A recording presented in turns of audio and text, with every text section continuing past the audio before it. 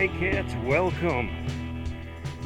Welcome to snowy Ohio. It's actually about 32 degrees today, so it's far more comfortable than it's been. I mean, temperatures have been like frigid.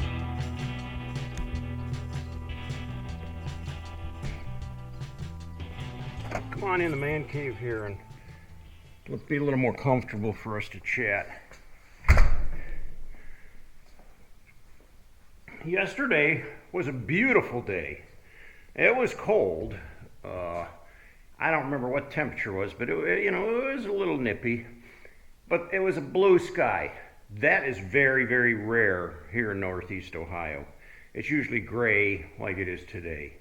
Yesterday, though, was just a gorgeous day. So we took the opportunity and went out hiking again with some good friends up to Cuyahoga Valley National Park. And we hiked, I don't know, over 4 miles. Ended up at this Blue Hen Falls. And it was pretty cool. It was so cold that the waterfalls had frozen, and it was just the most beautiful thing to look at. Nice reward for the end of a long hike. But anyway, that was pretty good. That was a fun day. But we were talking as we were hiking along. It's fun to reminisce, talk about the old days, experiences that we've had through the years. And we were talking about some of the fights that we had been in. Now, I don't know if you've ever been in a fight.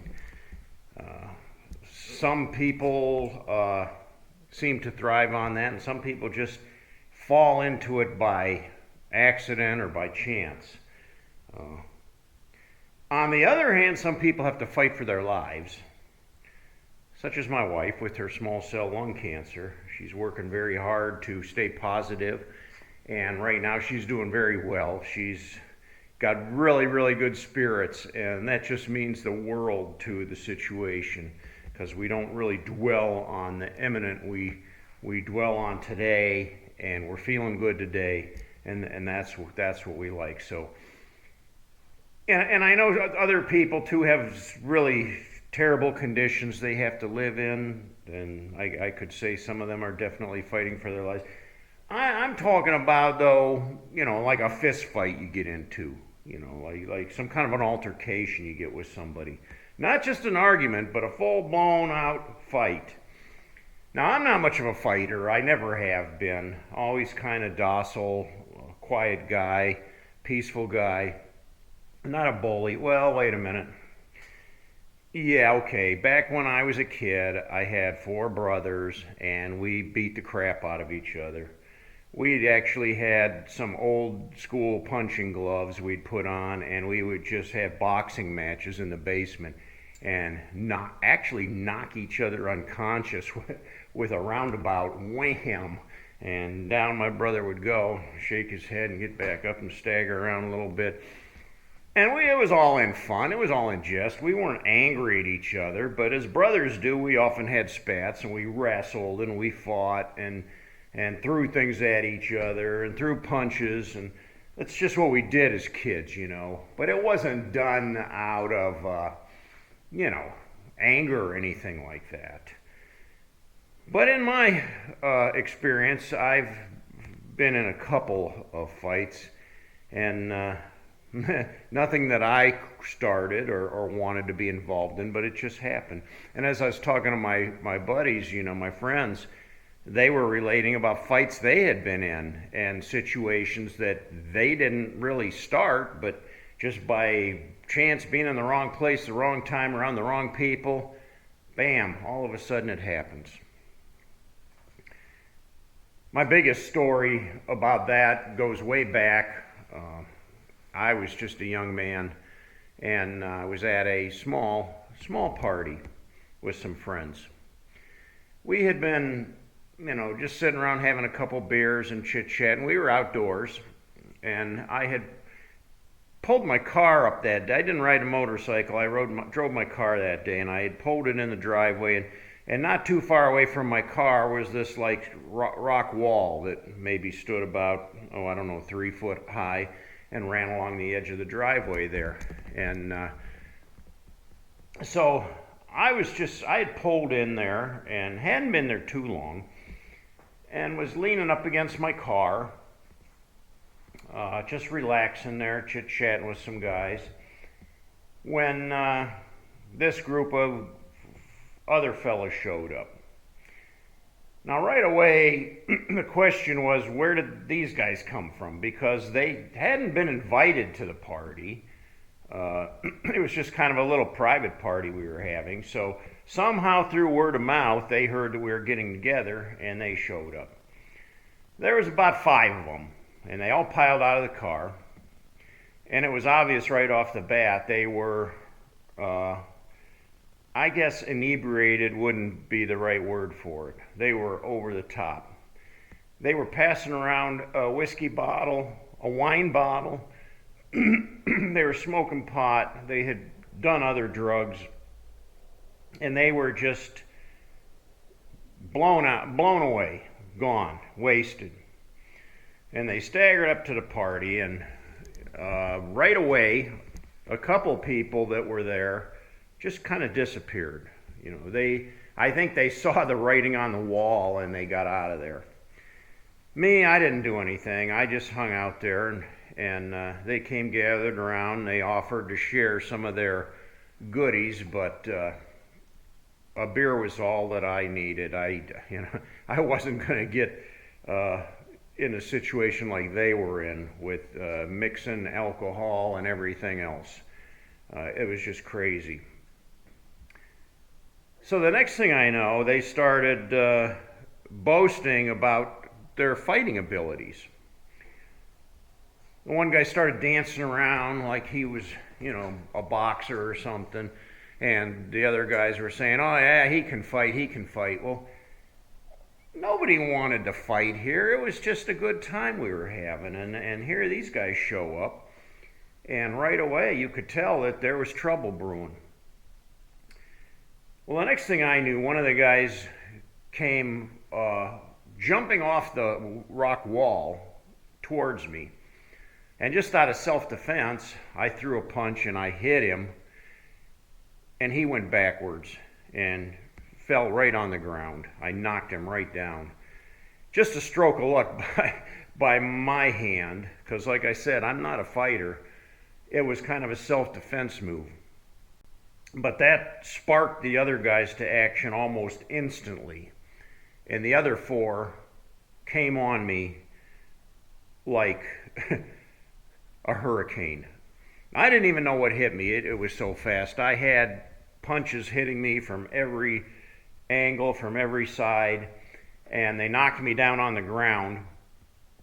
I kind of rolled up in a ball the best I could, but they were kicking me. They were kicking me in the head, in the neck, just beating me to death. And I felt like at that point it was a survival situation. I didn't have any way I could fight against 5 guys on me at the same time. And I don't know where anybody else was at that time, because it was just a situation that was like a whirlwind in my head. So I happened to be right next to my car, and I actually squeezed underneath the edge of my car to stop them from kicking me and hitting me, because it was getting pretty serious. And I got under the car, and I just hung on to the car. They were trying to pull me out from under the car, but I grabbed onto the drive shaft or something and pulled myself up under there. To me, it was a life or death situation at the time, and I really believe that was true, because these guys were so drugged up and drunk that it's hard to say what would have happened. It was like a gang mentality, you know. They were all just feeding off of each other, and I was the I was the guy that was at the bottom of the barrel. So after a while, they kind of gave up, and they sat down on the wall right where I was there, and they kept saying, anybody know whose car this is? Maybe we can move the car. Well, I had the keys in my pocket, and they couldn't move the car. So I was safe there, but I was a little worried about it. I thought, boy, oh boy, if they could move this car, I'd have to get out from under it like immediately, and they'd be right back on me again. After about 15 minutes or so, they seemed to calm down, and the one guy who seemed to be the leader of the group or the gang says, "Hey, come on out, man. It's cool. Come on out. We're done. We're done. Sorry about that. We got carried away. Come on out." So I slowly crawled myself out from under the car and brushed the gravel off of me and whatnot. And I was pretty messed up. I was, nose bleeding, lip bleeding. I don't know what else. I was hurting real bad.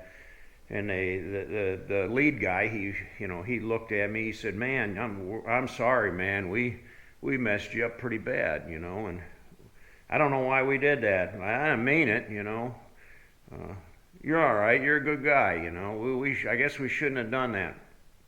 Well, I just leaning up against my car, thinking, man, okay, what's the next thing I got to do? I got to get out of here, But I don't really know how to do that without stirring up the hornets again, So the guy says, "Here, shake my hand. It's all cool." And I hesitated for a moment, and I reached out then reluctantly to shake his hand, and about that time he took a swing at me. I lunged backwards, and he missed me. Fist went right by my head. And without even hesitating, I just turned and bolted. I took off running. I don't know if they expected that or not. They just kind of stood there for a minute, looking, watching me. And I darted around the side of the house. Now, it was dark. There was no lights around the back of the house. So I just ran through the darkness. I ran to the edge of the woods, and it was like all briars and brambles and vines and really a thicket. And without even stopping to think about it, I just dove headfirst right into these briars. Because I thought that's the least of my problems, getting a pricker or a briar ripped into me, at least I'll survive that. I got into the briars, and then I knew I shouldn't make any more noise, so I just laid perfectly still. And here they all came running around the side of the house looking for me. "Which way did he go? Which way did he go? Where'd he go? Kill that." Then I knew I was in trouble. So I laid there perfectly still, and I wasn't too far inside the briar patch, but I was right there by the, in the prickers. And they came up and they said, "Oh man, these are all briars here. I ain't going in there." And they said, "Where did he go? Where could he have gone?" And they kept going around the house looking for me. And they said, "Well, maybe he went in the house. Maybe he got in the house somehow." But I don't know. I laid there for a long time, and I could hear them talking, carrying on. And finally, their car pulled out and they left.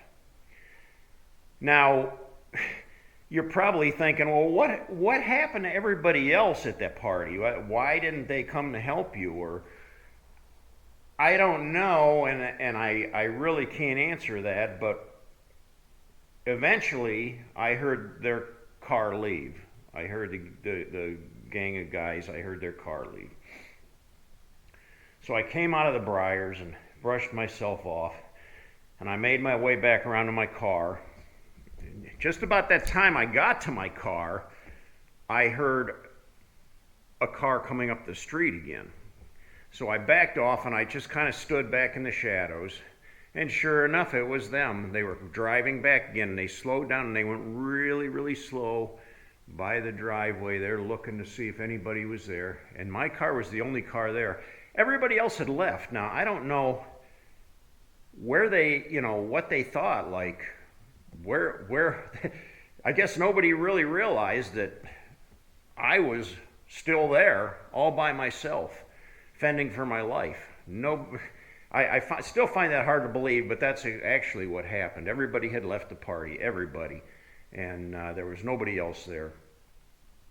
And so, yeah, I stood in the shadows and I watched them drive by, and I waited for a little while, and they came back again, driving again, and they slowed down real slow, and then they took off. Well, I waited till I saw their taillights go out of sight, I didn't hear their car anymore. I jumped in my car, fired that thing up, and took off and headed for home. I was a mess.